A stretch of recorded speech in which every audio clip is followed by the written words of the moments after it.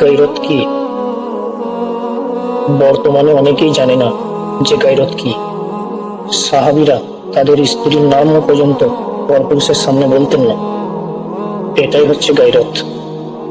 একজন গায়রতহীন পুরুষ বড়ই ভয়ঙ্কর। এখনকার সময়ে পুরুষদের গায়রত থাকা তো দূরের কথা, তারা তাদের স্ত্রীর বেপর্দা ছবি বিভিন্ন সোশ্যাল মিডিয়ায় আপলোড দেয়। স্ত্রীকে সাথে নিয়ে বন্ধুদের সাথে হাসি তামাশা ঠাট্টা আড্ডাবাজ এসবই করে। বইয়ের চুল দেখা যাবে, এই ব্যাপারে কষ্ট পাওয়া তো দূরের কথা। বিয়ের সময় বন্ধুকে নিজের বউকে দেখিয়ে পরে আবার জিজ্ঞাসা করে, মেয়েটা কেমন রে বন্ধু?